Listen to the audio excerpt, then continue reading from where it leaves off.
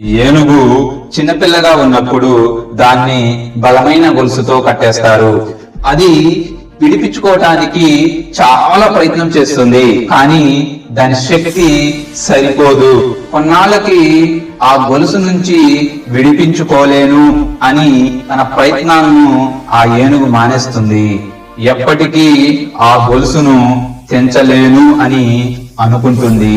ఆ తర్వాత ఆ యజమాని ఎంత చిన్న తాడు కట్టినా విడిపించుకునే ప్రయత్నం కూడా చేయదు. మనలో కూడా చాలా మంది అంతే, నాకు రాదు, నేను చెయ్యలేను, ఇది కష్టం, వామ్మో వాళ్ళేమనుకుంటారో వీళ్ళేమనుకుంటారో అని భయాలకు బాందీలైపోతాం. ప్రయత్నిస్తే మీ భయాలనే గొలుసులను అవలీలగా ఛేదించగలరు. మీరు గొప్ప శక్తివంతులు. మీరు చెయ్యాలనుకున్న పని చెయ్యగలరు.